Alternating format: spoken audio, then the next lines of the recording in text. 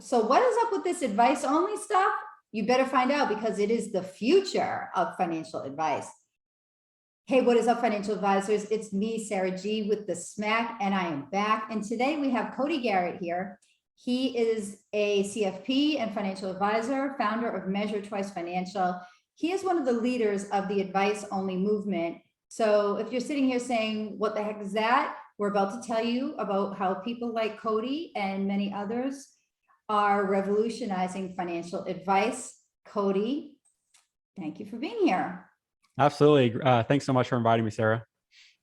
Cody, one of the most interesting things about you, and there are so many things, but what I really am intrigued by is I saw that you were a worship keyboardist and pianist for about a decade, not just like as a hobby thing, like this was your profession. And then you even graduated from University of Houston with a degree in music theory. Mm-hmm. Wowsy bowsy. So, I mean, tell me about that.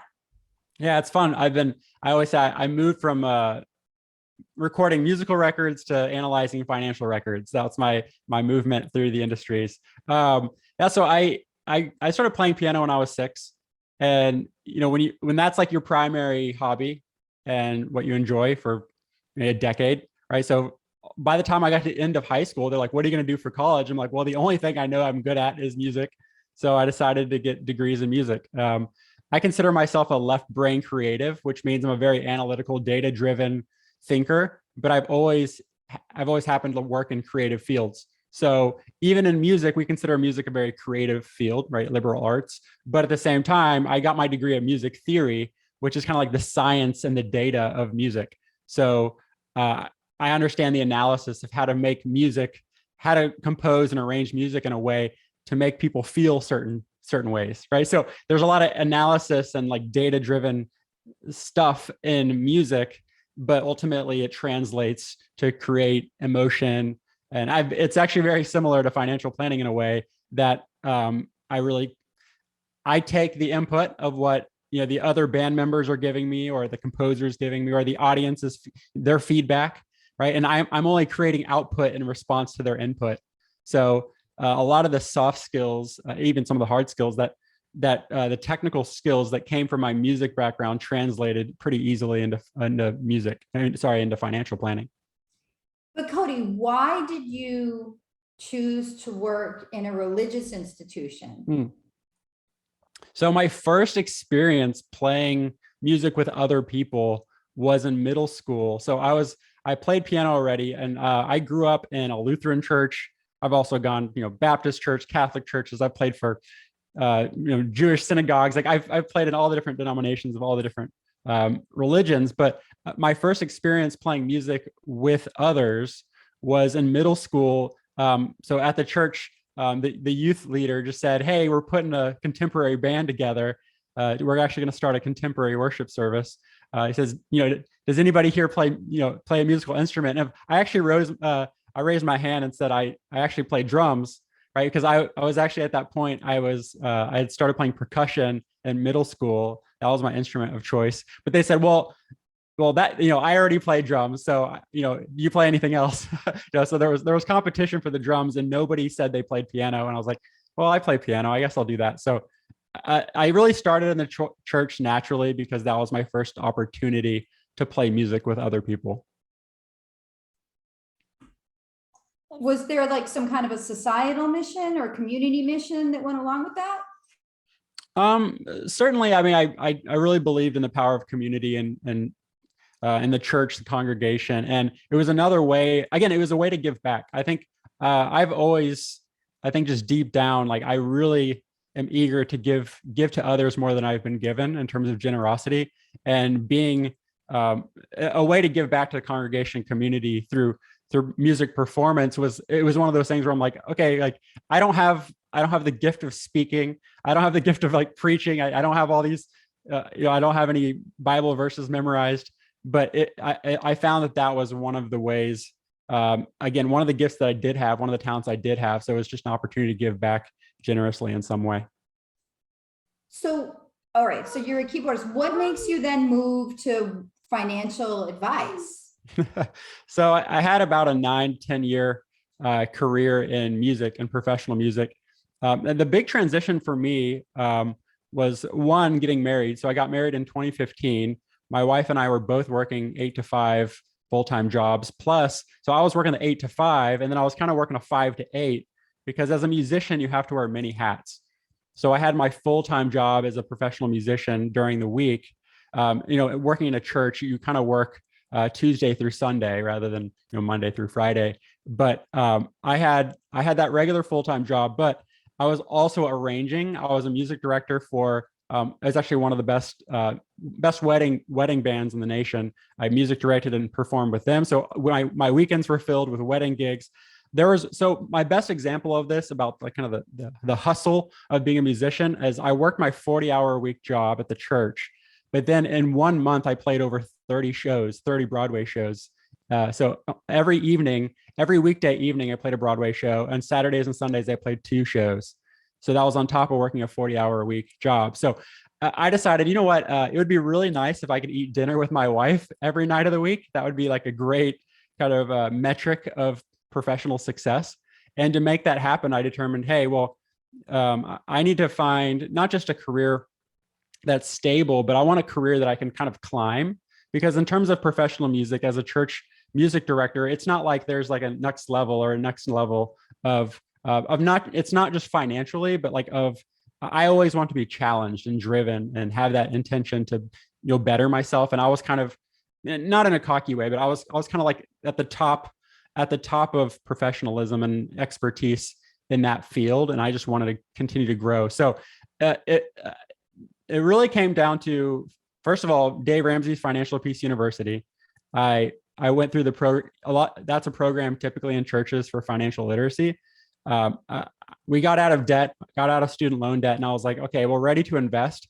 And I'm the type of person, if I want to learn something about a new subject, I get every book from the library, listen to all the podcasts 2 times speed.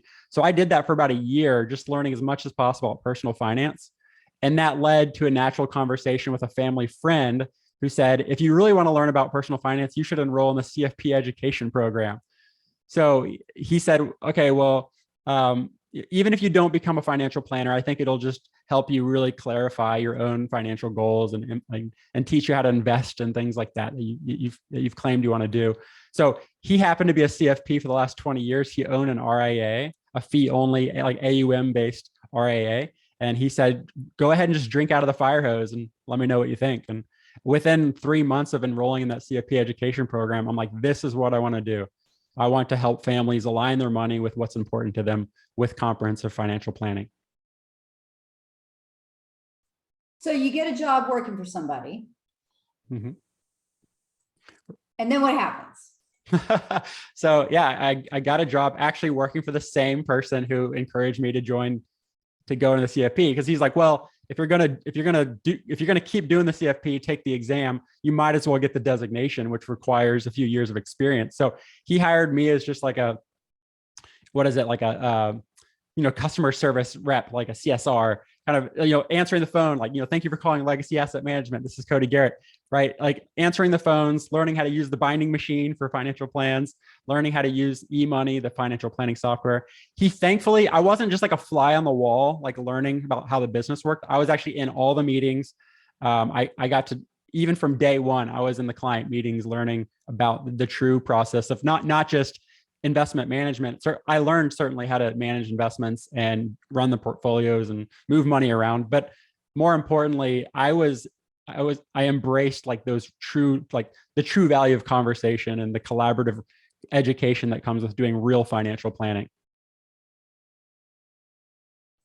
Well, I love that story because you don't really hear about people coming up in the business that way a lot of times. And I am against this. I speak out against this so much. They get kind of shuttled off into these brokerage programs. So for the people that are listening to this across the world, please understand that you don't need to be in some quota-driven factory to start your career, that there are opportunities out there like Cody. If you have the ability to connect with people that have the same values as you, which I think is kind of what happened here based on how open this person was with you.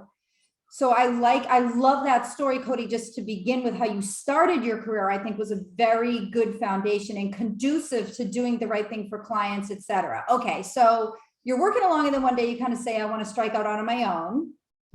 Okay. So let's talk about Measure Twice Financial. Sorry, everybody. I have my baby home. As you all know, I have 4 children under 8 years old.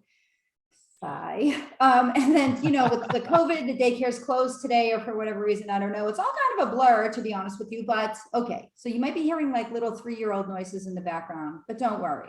Probably from my side too. I don't have kids. So. Oh, okay. All right, Cody. So let's talk about Measure Twice Financial, because now I saw on Twitter that you had your 1-year anniversary of founding the company. Let's talk about the concept. All right. When you're sitting there saying, I want to do something, of course, consistent with my values and my beliefs, my generosity, my desire to truly serve other people. What was your thought process when you were coming up with the concept for Measure Twice? Yeah, the concept, it's funny. A lot of small business owners create a product and then they go find people to buy it. Right. What I found is the opposite. As I found a problem and I was like, how do I solve this problem? And the way that worked. So at that firm I was working at that AUM RAA, I received a phone call from a gentleman who said, I've interviewed 10 fee-only CFP financial planners, and none of them will provide financial planning to me without an expectation to manage my money. What the heck is going on? Right? Like, how, like he's like, I have millions of dollars. But they won't give me any financial advice on like, when do I claim Social Security? Like, do I have enough to retire? Like which accounts am I going to take money from in what order? It's like, they won't tell me any of this information that's important to me without taking control of my $3 million and charging me $30,000 a year before they can even provide any advice to begin with. So he was frustrated. And I heard that actually over a dozen times within 1 month. And I was like, okay, this is real. Like, people are searching and people don't even know what to look for. Like there's no advice only, like, Google search. Like people are just typing in, find a financial planner, and all of the find an advisor tools online, first of all, say, type in your zip code, which isn't really relevant because people want to work with the best person for them nationally, not really, the guy down the street on the corner, whoever's closest. But also when you type in, find a financial advisor, or find a financial planner. Again, there's a lot of labels that are confusing in the industry. They immediately, again, where the money is and also where the traffic goes is to the AUM firms that lead with, they might offer financial planning, but it's truly just a loss leader. It's just the natural gateway to becoming what I call charging rent on people's money. I know that's not they're not just charging rent on people's money. There is some implementation involved, but that's not the true value of working with a financial planner. It's the planning, not the implementation. It's the service, not the sales. Okay, so you're listening and you hear the voice of the consumer. I want to be served differently. What happens next? So that actually came out of creating educational content. So at this firm, I was so excited. Like I do believe that the best way to learn is to teach. And as I was learning, you can imagine how much imposter syndrome I had in terms of like being new to this industry, like literally managing, moving around millions of dollars a day. And again, this was like less than 6 months after not knowing what an IRA was. And now I'm moving money from IRA to IRA, right? So I'm doing this. I have this level of imposter syndrome. Like I have no idea what I'm doing. In reality, I did. It's just, imposter syndrome shows up when you become a humble expert. And those two things are actually have to be there to really truly have imposter syndrome, which is you have to be humble, meaning you have to realize you don't know what you don't know. And you have to have that level of humility to not have the ego, but you also do have to somewhat be an expert, because my boss would have not put me on that position to me managing people's money if I didn't have that level of expertise. So to fight this imposter syndrome, I decided, hey, I believe that the best way to learn is to teach. So I'm going to create educational content through a blog called Measure Twice Money.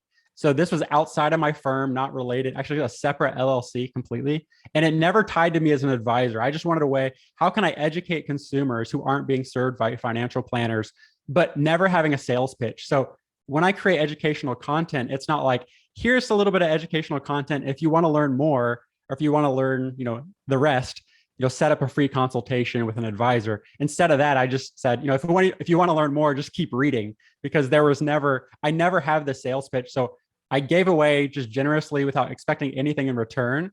And this led to, like, by the beginning of last year in 2021, I received about 4 to 5 prospective clients who wanted to work with me one-on-one, just doing financial planning. But that was while I was at my last firm. So all that to say, you're not even pitching anything. No, and you have nothing, no call to action, right. No pitch, no marketing funnel, no email newsletter, no nothing. You're just talking and giving generously, truly giving. Awesome. Right. I love that. Okay. And well, what happens there is, there's a quote that I love that, the best way to market is to be remarkable. Right. And what's remarkable in our, in the time we're living right now, what's remarkable is transparency and generosity. That's something that's it's not very common just in real life at all, but it's also very uncommon within the industry. First of all, the transparency, not just in the fees, but the transparency in what we do and how we provide value to people. And then the generosity, certainly, I would say most in any industry, not just advisors, when they create educational content, it's ultimately used as a marketing tool to say, hey, I'm gonna spend a little bit of work like creating some educational stuff. A lot of advisors even purchase this educational stuff from other firms. Everybody's posting the same link along the way. But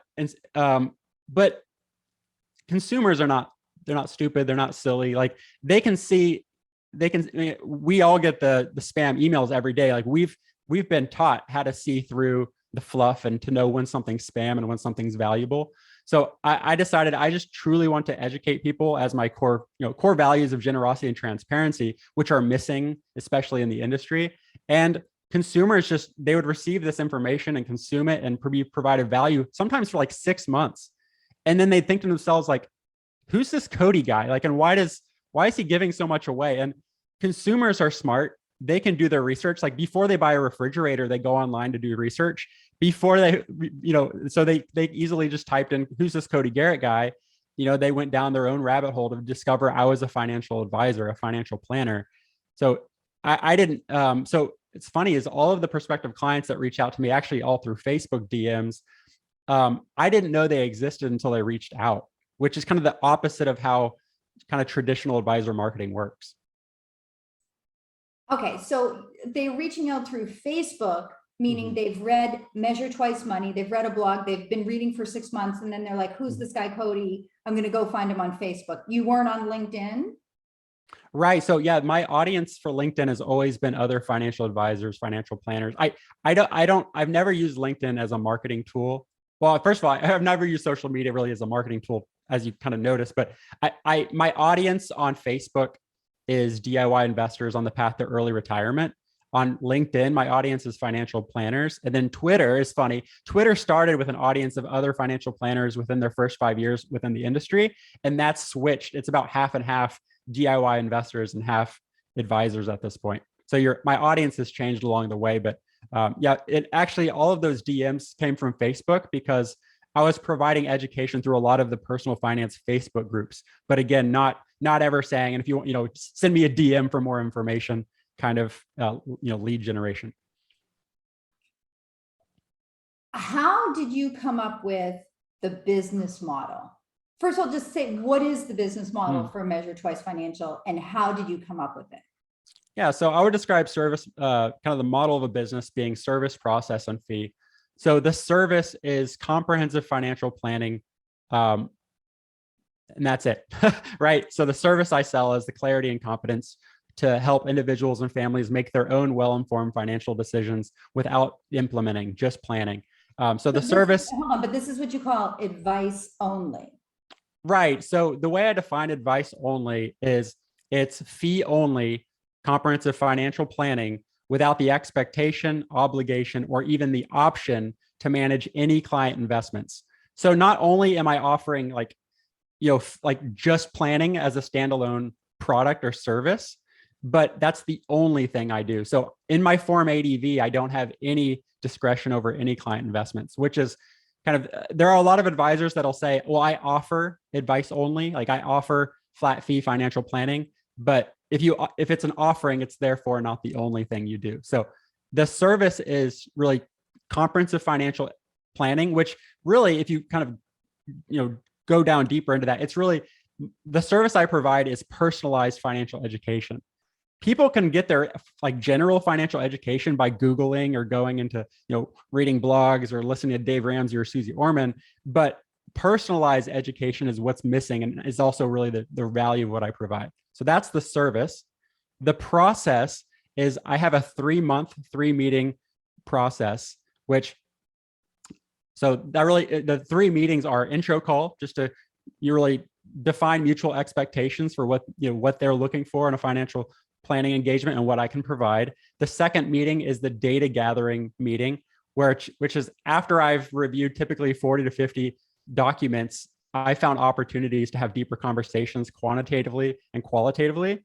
And then the third meeting is the plan presentation, that's where I present really in an educational format, typically 25 financial planning topic areas, with investment management only being a very, very small piece, or choosing investments only being a small piece of that education. So service, process, and fee. So it's funny, most advisors, they kind of set their fee model and then they go, who am I going to serve and how am I going to provide value, right? And I think that's the opposite of what should happen when you're launching a firm. You should say, who am I going to serve, right? So I want to serve DIY investors on the path to early retirement within 5 years. How do I want to serve? I want to serve with a project-based, truly comprehensive financial planning process, right? So, and then really that also defines who you serve in a way that I want to serve people that don't need like a monthly retainer, like they don't need monthly handholding. Again, like we don't make financial decisions like on a monthly basis. Like at least I don't look at my accounts but twice a year, and that's just to rebalance it, if needed. So I wanted to work with families who had really the time, the temperament, and the talent to implement their own recommendations for the upcoming year, but they don't need more than 3 months of. I would say most advisors actually probably don't see their clients more than I spent about 15 hours developing a plan and 5 hours with the client in those 3 months. So service, process, and then the fee kind of solved itself, right? So now that I know who I'm going to serve and how I'm going to serve, the only fee model that made sense was project-based, flat fee, comprehensive financial planning, without managing their money, which completely, that immediately eliminated AUM. It eliminated any investment management. It didn't really make sense to calculate their fee based on asset level or income. And also, kind of like Andy Panko you've talked to, that simplicity is key. What I decided is I want every household to pay the same fee for the same service and same process. So I've completely eliminated the conversation of service, process, and fee from my conversations with clients. The follow through from the intro call to becoming a formal client has been about 100%. And I think a big part of that is they understand the service, process, and fee before they ever reach out. All of that's like transparently. It's all on my website. Like it's not hidden in the bottom footnotes or in the ADV. It's all just straight up service, process, fee. And if they want to work with me, they've kind of made the decision to work with me by the time they reach out.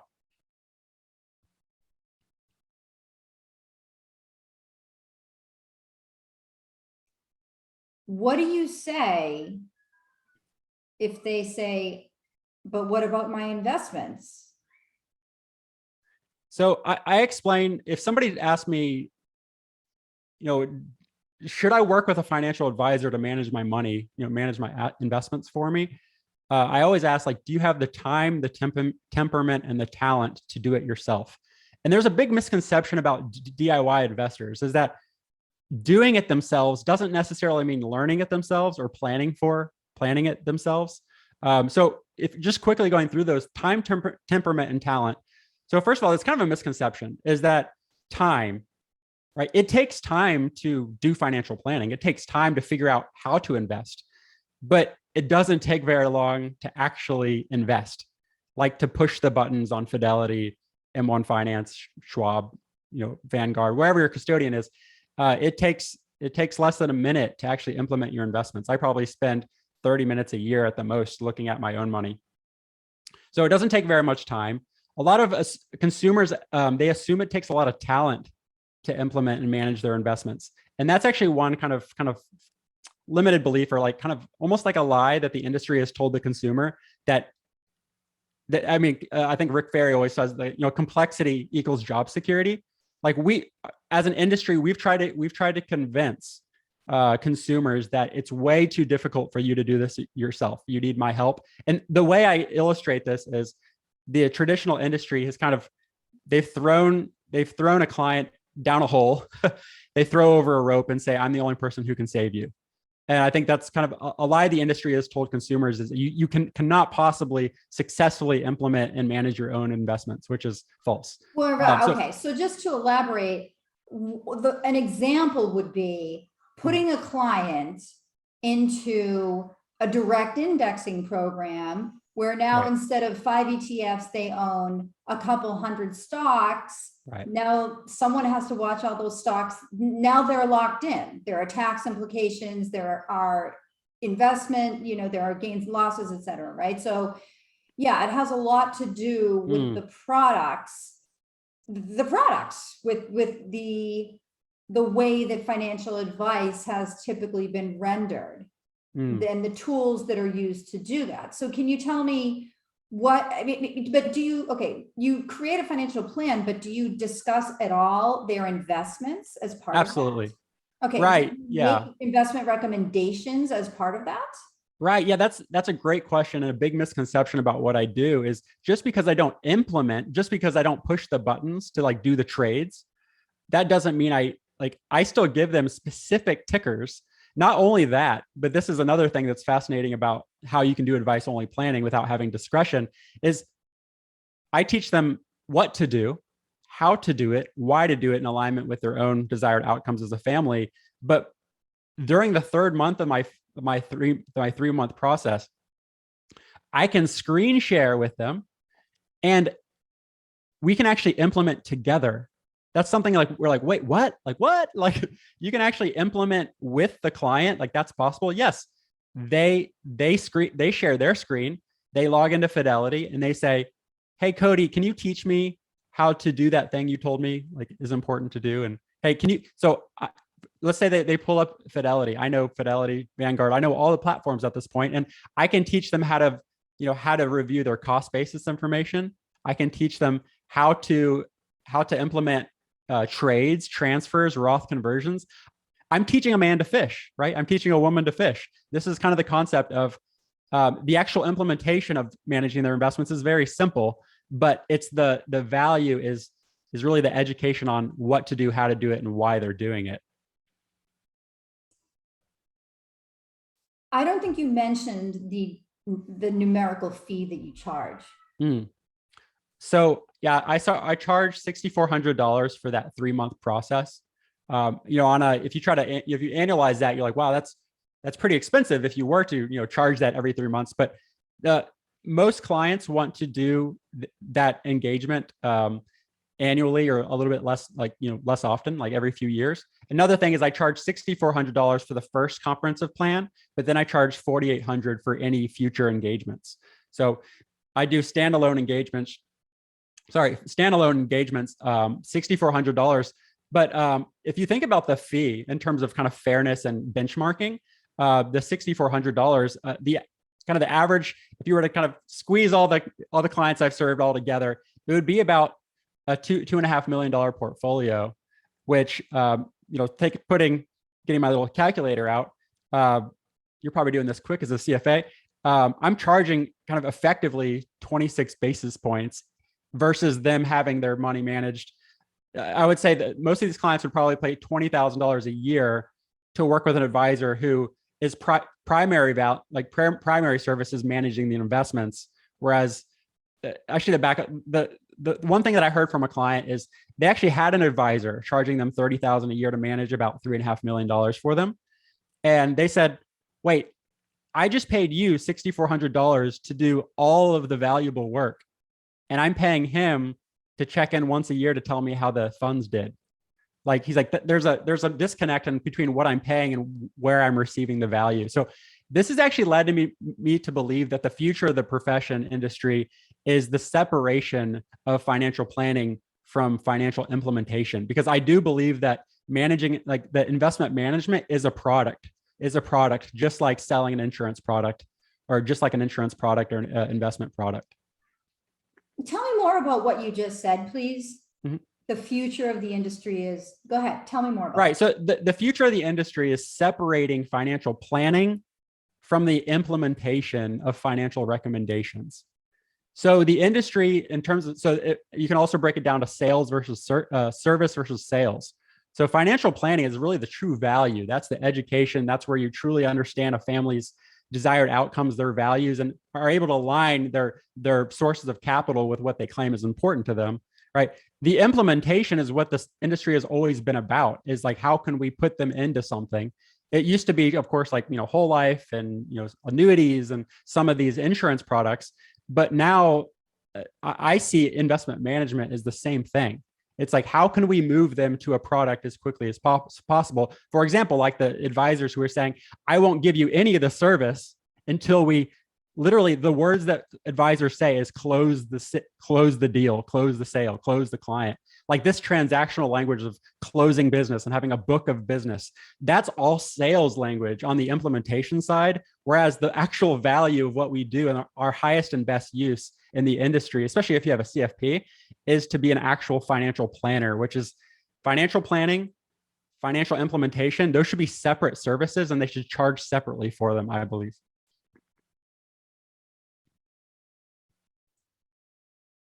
So you do the planning, you help them to implement it in the third month, and then they're on their own. They can check back with you if they want to do subsequent planning. But what if something comes up, like they say, oh, look, today, right? This week, the market's down. Cody, help me. Yeah. What happens then?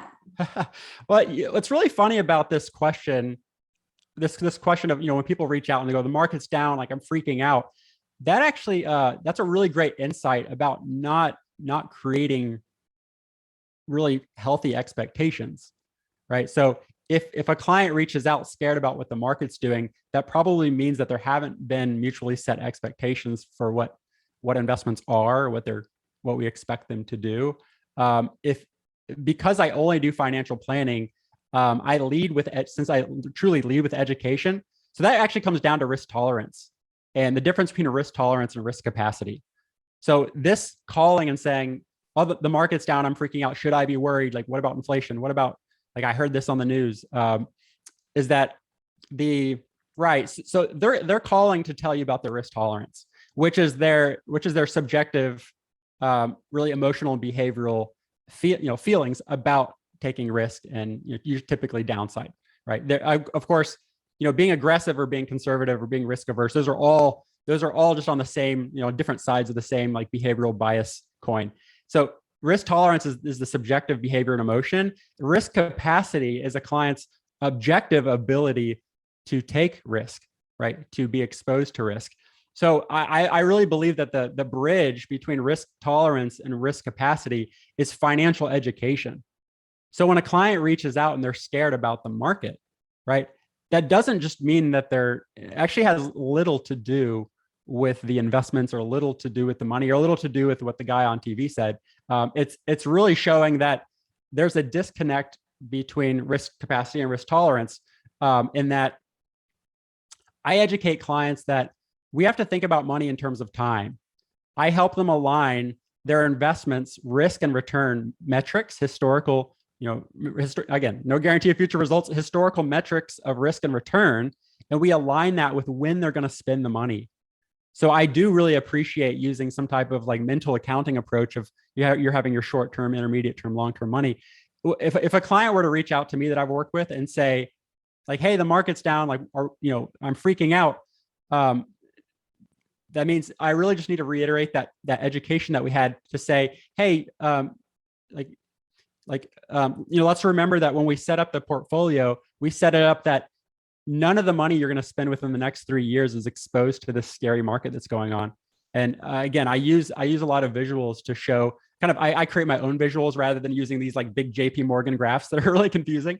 As I just explain to clients like how investors are historically rewarded for staying invested over longer periods of time, and money that's needed within the next couple of years, like, is not appropriate to be invested at that level of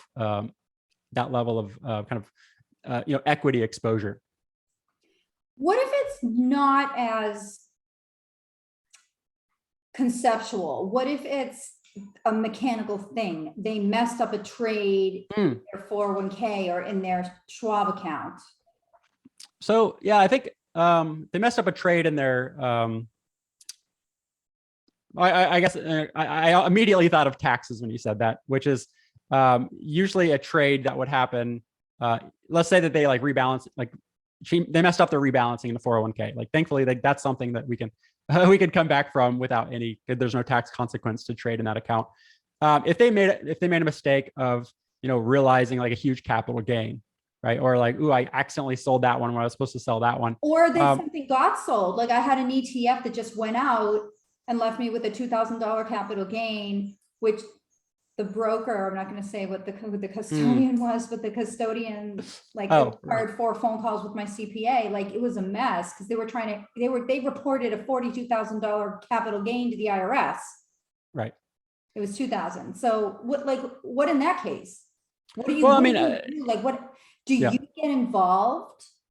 Or did they? Well, I guess first of all, it's kind of, and actually, if you think about compliance there, again, of course, I haven't educated them to do those things, but if those happen, first of all, like, there's not actually takes the pressure off. I wasn't the person to do it because like, there's no way that can happen. Is that because I've seen that happen where somebody, an advisor managing money, that kind of the last day of the year, they sold, like, oops, I sold the wrong thing. And there's all these capital gains and there's nothing we can do about it. It's the end of the year. But I think that really comes down to, again, you come back to planning and their goals and their objectives as a family. Is usually those things, certainly they're going to be related to a tax consequence or something like that. And then again, maybe you can just go into more education and planning. And another thing that I do, this is really important in terms of providing value and like a reduction of friction working with clients, is let's say that they're having this issue where like they're having a hard time, like they did something with their custodian and they're like, I can't figure it out. And the custodian's using all this technical language I don't understand. I will call the custodian, like I'll call Fidelity, for example, a record keeper. Once I get them on the line, I'll bring in the client on the call and we'll have a 3-way conversation. And again, I'm still not implementing anything for them, but I can really help guide them to implement those decisions and truly understand. I think when people reach out like that, they just want to understand. Again, it comes back to that education of the problem can, whatever issue happened can probably be resolved in some way. They sold too much and gain. Okay, let's figure out there's opportunities for tax loss harvesting or things like that. But most of the time when somebody is worried about something happening, it comes down to a fear of uncertainty, which can really can be hedged by having like a really truly educational and personalized conversation with somebody that actually goes deeper than the money. Because as we know, if I were to launch my firm again, it would be called By the Way Money instead of Measure Twice Financial, because I believe that financial planning, very little of what we do in terms of value has to do with the money. The money is just happens to be one of the problems that we're helping people solve.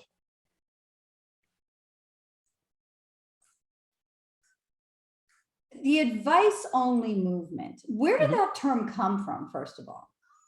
Do you have any knowledge of that? Yeah, it's funny. First of all, so it's been around a few years. Like, it really spiked in like 2018, 2019. There's a advice-only kind of network that that was created a few years ago to help people find advice-only financial planners. And it was, a few resources. Like, I think there was maybe like a Wall Street Journal, New York Times article, of course, which makes kind of, that spike for a moment. But again, it was so difficult. It really educated a few consumers, a handful of consumers relatively, that advice only even exist, right? I would say the majority of consumers have no idea that this is an option. Wait, I can get financial planning without them managing my money, or what is financial planning to begin with? So advice only has been around for a couple years at least. actually, what's really interesting to me is that advice only is actually huge in Canada, or huge relatively to how it is here. As there's actually a Canadian advice only network. There are so since being on the Michael Kitces podcast, really putting out the definition of advice only, I received messages. There are advice only financial planners in Australia, South Africa, actually multiple parts of Africa. There's advice only firms starting up in like Great Britain. There's a lot of Canadian advice only planners, as I mentioned. So the US is kind of like late to the game, not in terms of like not in terms of the label advice only, but we're late to the game in terms of respecting the profitability and sustainability of the model entirely. What would you say are, I mean, we've gone over what the advantages are. What would you say are the disadvantages of this business model? Yeah, so I said before, time and talent, two of the three T's is something that can certainly be managed, and there's misconceptions around. But temperament is the number one reason to have an advisor help manage your money in terms of discretion. It's not just the client reaching out and or it's not just the client selling when things are down. Again, yes, that's a common mistake that investors make. But it's really that advice only planning is just it serves DIY investors. It doesn't. So if you think about a spectrum of DIY on the left side and delegator on the right side, the industry is solely focused on the delegator because that's where the recurring, the sustainability, the scalability of that model is, because it's a sales model. But on the flip side, so there's a whole spectrum of DIY versus delegator. So if somebody is less DIY, or they don't have, not just that they don't have the time, but they don't want to spend their time in implementing investments. They don't even really want to learn how to use their custodian to manage their money. If they don't, so time, temperament, and talent. They may not be able to. They may have dementia. They may be in right cognitive decline. Well, what's fascinating about that is I've worked with a lot of clients who hired me specifically. So, husband and wife, they reached out. The husband said, I really want to do a comprehensive financial plan. Yes, it's going to be great to have, the recommendations and the analysis that you do and really help us define our values and goals. But he said, I see advice only financial planning as an insurance policy. If something happens to me or something happens to my spouse, or if we get to a place of cognitive mental decline, that's the time where we really want somebody in our corner that we can reach out to, who can help us through that transition. Whether I continue to serve them or not, I can also be the trusted referrer to another advisor who can help them manage their money, but somebody who I believe can actually work in their best interest. What ends up happening is when, especially older clients like that, when they go into cognitive decline, or when there's a surviving spouse, there's a surviving widow or widower, that's the time when people get taken advantage of by the industry. They go surviving spouse, just like they just got this windfall, maybe insurance, or just now all the money's in their name. And they're like, I don't know what to do. My spouse managed all the finances. The first person they reach out to is probably not going to be the right person for them. So advice only financial planning is a great place to start to determine, so I can actually help a family determine if they have the time, temperament, or the talent to do it themselves. If they don't, then I can be the trusted resource to help them find somebody else. So I refer people all the time. I only refer to other flat fee. I either refer to other advice only without investment management advisors, planners, or I refer to flat fee with investment management. I at this point, I do not refer clients to AUM advisors, not because they're bad advisors, but I do believe that there's a more kind of aligning the value with the service. I think flat fee with investment management is the way I would refer. What about scalability? This is an objection that I've heard other people in the industry state. They've called advisors like you advisors with baby practices, for example, which is ridiculous.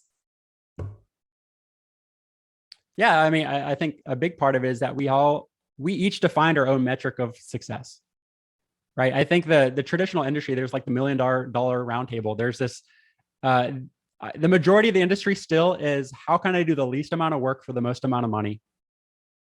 Right. And again, that's a sales approach. And when we talk about service, it's not about doing the least amount of work for the most amount of money. It's about doing the right work for the right amount of money.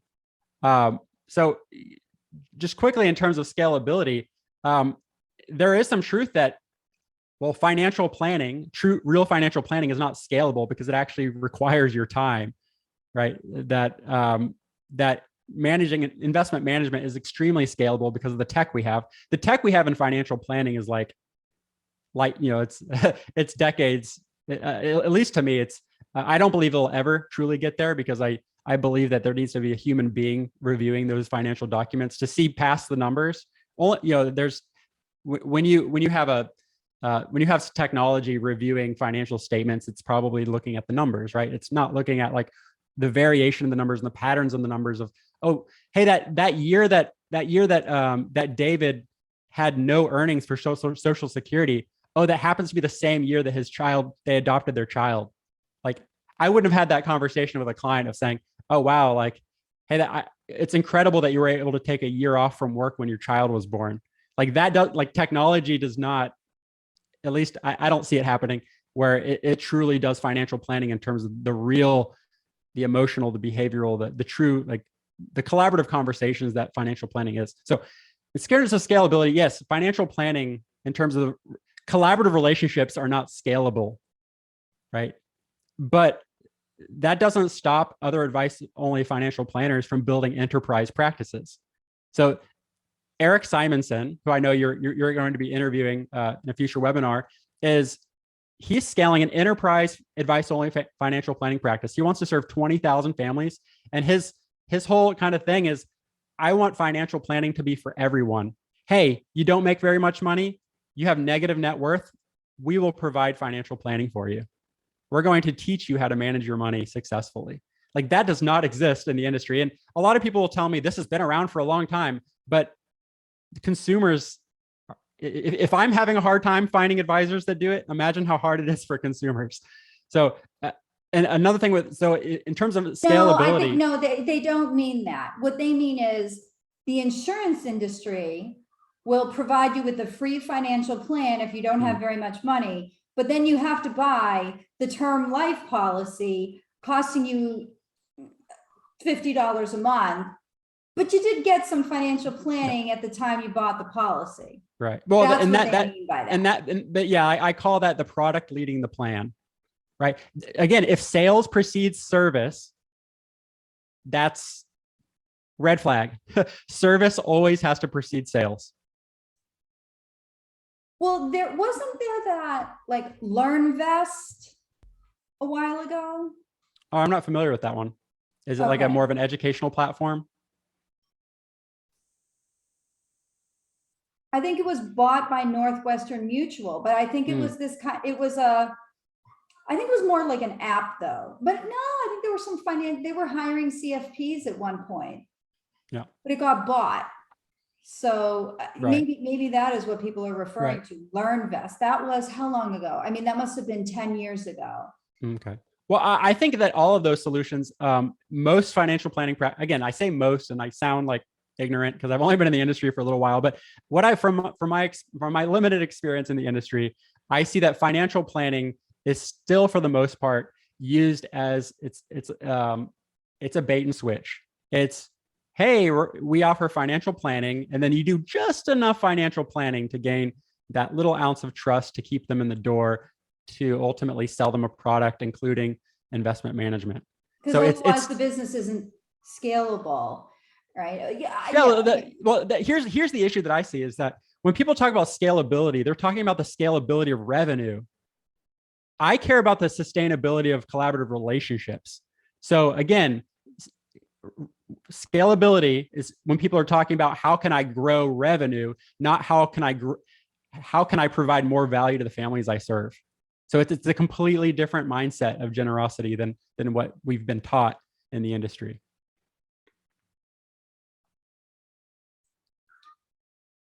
How many advice-only financial advisors are there, Cody? If you're hearing this, reach out, because I only know between 15 and 20 in the entire nation at this point. And I've been cheerleading advice only for about 2 years now.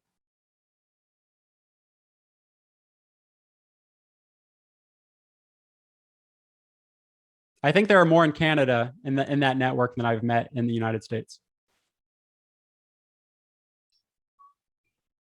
What advice would you give to somebody who wants to start a practice as an advice-only advisor? Yeah. So coming back to those questions, the first question you have to ask yourself is, who am I going to serve?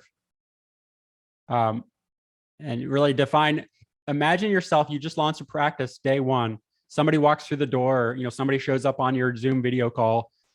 If your ideal client shows up on day one, who are they? Like, describe them in as much detail as possible. Create that perfect avatar. Again, when you're dreaming, negotiate top down, not bottom up. Like, create the ideal client in your mind. Who do you want to serve? Like, even not just like how much money do they have, or are they single or married, but also like what emotions are they bringing in the door? Like, are their kids wrapped around their legs or hiding behind their legs when they come through the door? Like, did they bring their kids with them? Like, ask those deeper. Just kidding. Yeah, you, right? Exactly. So you have to say, who do I want to serve? And then you say, okay, well, how do I provide value to that person? And then only then will you determine if you really want an advice only practice. Because again, it's kind of like putting the coin in the slot that just jumps and goes, oh, it's like, oh, it's too big to be a dime. It's going to go into this. Like, you're just defining filters for yourself to determine truly. Yeah, you don't decide you want to be an advice only firm owner and then go, who and how am I going to serve? You say, who do I want to serve? Like, just try to remove as much knowledge about fee models as if that's possible. So say, who am I going to serve? But that's how it's always taught. That's how the people are brought into the industry. That's how, you got to make a living and figure out how to do that. Yeah. It's like an entirely different paradigm. Right. And yeah, I say all the time, you have to flip the switch. You give away without expecting anything in return. That's not normal, right? You create content without telling somebody you're an advisor or trying to flip a sale. Yeah. That's not normal. Okay. No, but it's the way. Let me tell you, when I first started what I'm doing now, I had 2 children under 2 years old. I had a baby that was, because for those of you that know my story, I had a baby about every year and a half. I started having kids like later in life. Antonio and I have been together a while, and I had my first baby. And then all of a sudden, because I never thought I was going to have kids ever. Like, I was always career woman, entrepreneur, and never, then I had my first, Antonio was like, I want to have kids. And I was like, okay, I'll have one, maybe. Right. And so we went like, what is that? You plan, God laughs, right? Right. Okay. I have one. I remember I was holding her and I was on my maternity leave, and I was holding her and I was like, I want to have like 6 more of these, but I ended up only having 3 more. But anyways, so I had a baby every year and a half, and him too. Like, it was the weirdest thing. It was like, we both fell so in love with our first baby that like, we wanted to have a million kids. Anyway, so I'm sitting there. I had my second child. I was a financial advisor at one of these like insurance program, like brokerage, wirehouse broker, whatever it was. I don't even remember, but it was like awful. Right. So I quit. And I remember sitting there on my couch, and my kids like were so young, and I was like, well, what do I do? And so I started making YouTube videos, and I made this YouTube video about like, don't be discouraged about passing the CFA exam. And I just was talking about how when I was taking the CFA exam, everybody told me I couldn't do it. They said, you're a marketing girl and this is for finance people. Like, this was totally discouraged by everybody, but I ended up passing it. And it was this whole really gutsy, like truthful, blunt story. And the video ended up getting like 20,000 views, like, which for me was viral because I had only a couple thousand followers on LinkedIn at that point, did not have a large following at all. And then I started making more videos because it was like when my kids were sleeping, and nothing, Cody, no call to action, no business plan, no nothing, literally nothing. Just transparency. Yeah. Okay. Just like, I was just like, I don't know. It was almost like I wanted to talk to somebody. Like, I wanted to be. You had a sense of urgency. I say it's a sense of urgency to share I think also just content creation is just sharing your conversations with other people, or even the thoughts, even the conversations you're having with yourself. You're just sharing those with That's other right. people. It was Right. almost like I just needed something adult to do because I was running around with kids and everything. And I needed to feel like I was still this businesswoman. And I would like put on my suit when my kids took a nap and stuff. And then I would videotape myself using my webcam. Nothing, like literally nothing. Awful. Didn't even have a microphone, just some beat up webcam. And then after a while, after a few months, I start getting these emails. And they're like, Sarah, I was watching your videos, and it wasn't even like financial advisor stuff. It was like, I don't know what to do. I took the CFA exam, but I failed and I have this awful job. And like, can you look at my resume? So I start looking at people's resumes. And then it becomes, well, the firm I work for has a website. It stinks. Can you look at the website? And then I move into what I'm doing now. But it was just entirely that. It was like, and then it was because what happened was, in a way, it was almost like I didn't set out with, here's my business plan and here's my intention. It was almost like I had no intention to. It was almost like I was called. You were pulled. Like it's almost like others, and just like what I don't know what people call it, like the universe or God, but like you just get like pulled, and you're just like, okay, I'll just join the ride. Right. Like this guy, One Day in July, this person, the person who founded One Day in July, Dan Cunningham. I talked to him a while ago, and he told me that he had been an entrepreneur of other businesses. And in those other businesses, he's always like, oh, well, the profitability has to be this. And because he was in software and technology, right? And he was like, the profitability has to be this and this and that. And he said with One Day in July, that's why the firm is named One Day in July, because One Day in July, he sat down and he just was like, I'm sick of the fact that he figured out that all the teachers in America don't make as much as the top 30 hedge fund managers put together or something like that. Some ridiculous statistic. And he was like, it's just not fair that people aren't given access to low cost financial advice. And so he went in and he originally started the firm thinking, what's the lowest I could possibly charge? And like without going below beans and rice. Yeah. Right. Okay. So he starts it at like 30 basis points. And then he finds out, like, I can't really hire the caliber of person I want. Like, I'm getting a ton of clients, but the practice isn't right. And so he had to raise it. He wound up at 50 basis points, which is still way lower than everybody else. And very few advisors are actually doing that. But it's that same thing where like he was called to the need, just like I was called to the need for, I can't find anybody who has creative skills, who can communicate engagingly, but who also is a CFA and has worked on Wall Street and knows the ins and outs of the industry. And it's so nice when it happens that way. And I wish more people would take more time to kind of figure out, to talk to people and figure out, what do people really need? Because a lot of times what we're taught that they need has a commercial motive behind it. And it's the opposite. It's like, find out what people need and then make it work financially. Well, you're taught what you want them to need. Right. And then there's all this, like, the rejection, and it's so tough and this and that. It's like, it's not that tough if you look at what people are really demanding and then say to yourself, I'm like you've done, like Dan did, like I believe Eric is doing right now. I'm going to use my creativity and come up with new ways to do things to make it profitable. Right. I would say there, though, it is very important. Again, you talk about the value of financial planning. It would have been very difficult to do what I'm doing right now had I not had some level of financial independence. So like I had to have the discipline to invest. We had about a 35% savings rate. Even we were, as a household, we were making about $60,000 a year. But we were still saving, 35% of our income, low cost of living, being super frugal, but in alignment with our values. I wouldn't have been able to just launch my own firm if I were starting from if I were working paycheck to paycheck, I couldn't have done that. So it's so important that anybody listening, you have to build that level of discipline and financial independence to be able to make these big jumps. It's very difficult to negotiate and to say no to all of the mutuals of the world when you're starting in the industry, when you don't have any cushion or runway financially. Or when there's financial pressure. Right. Well, and that, again, a lot of that's like out of our control. I'm certainly consider myself lucky, privileged, whichever word you choose, whichever synonymous with that. But again, you have to have not just discipline, but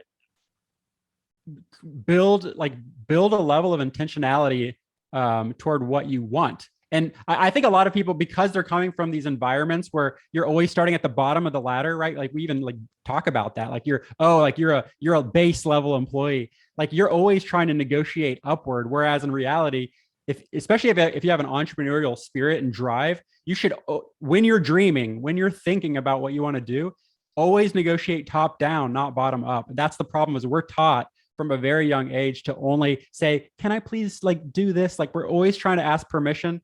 You know, the whole like ask permission versus ask for forgiveness. Like we're always trying to say like, can I just do this one little extra step? Can I climb a little bit faster? Rather than just like saying, again, while you're dreaming, just dream. It's not just dreaming big, but dream like top down. Say, if it were exactly what I wanted, what would it look like? And then go, okay, well, that part's a little tricky. So I'll have to like kind of negotiate down from there. But it's so much more productive than negotiating like bottom up, especially if you're going to at some point, if you're built to be an entrepreneur, you're gonna end up there, whether somehow you're gonna end up there. So it's just, do you want it to end up there like more on your own terms or on your kind of your subconscious or what you've been taught growing up? What do you tell someone that wants to do this? Well, the first sentence I would say would end in a question mark. I would want to know really like what's behind it. Like what's, a big question that I learned from like business coaches, anytime you decide to do something, what's the end in mind? So with me too, like when I'm building a practice, I have to say, okay, well, what's the end in mind with Measure Twice Financial? Like, do I want to be solo, boutique, like enterprise? Do I want to deliberately limit my capacity, or do I want to try to scale? Like it's really important to think end in mind when you're starting something. It's very similar to how I talk about investing with clients. I say, before you invest your money, we have to understand when we're going to need this money again to cover our lifestyle expenses. So if you have a dream about doing something differently or building a business, think end in mind, dream big, read books. I spoke with, I had Zoom calls with 125 other financial planners one-on-one within the last 12 months. Like you need to show that level of drive and intention to learn from others. And there's a quote I learned when I was a professional musician, which is, nobody's going to call you if they don't have your number. So a lot of financial advisors, financial planners, just in any business world, we're kind of waiting for a phone call from somebody who doesn't know we exist. So I would ultimately tell them you need a mentor in every part of your life: physical, mental, spiritual, relational, financial, right? And that means like, we always talk about, we don't have time to do this. You have to prioritize your time to really become the person you actually want to become. And it's not do the least amount of work for the most amount of money. It's do the right work and figure out. And again, and the last part of that equation is, okay, and by the way, how do I get paid?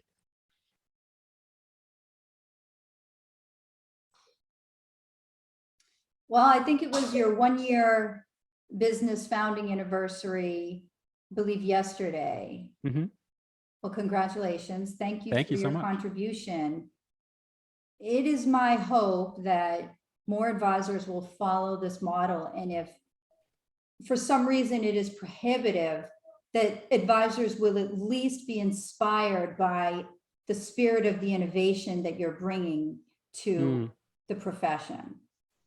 Real fast there, that's a great segue into this concept of fulfillment, or your purpose is not what you do, but how you do it. So how I'm doing what I'm doing in my business, I can translate that into any other industry.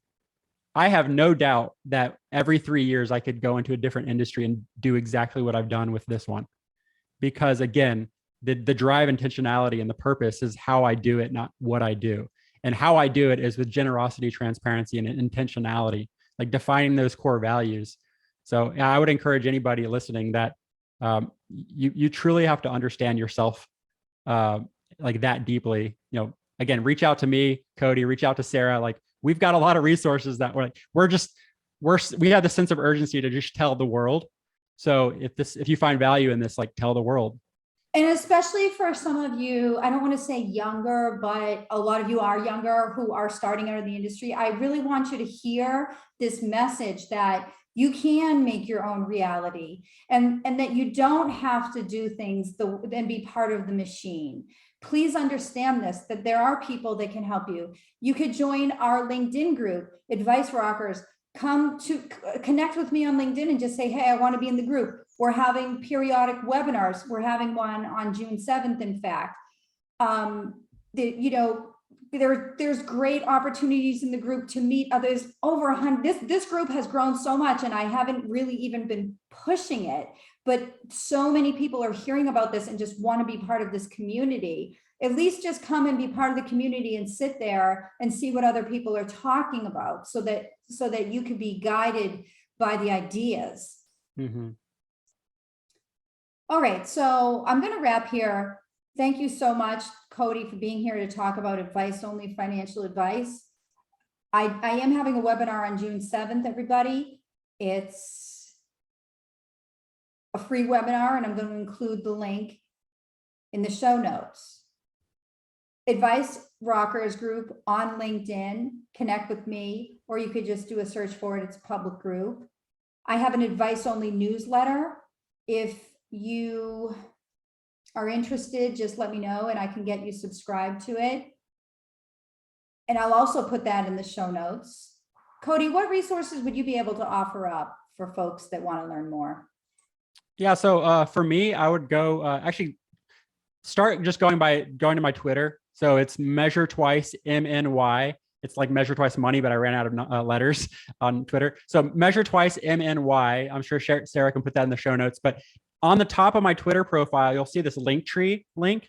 And that links to like my podcast, all of my educational resources.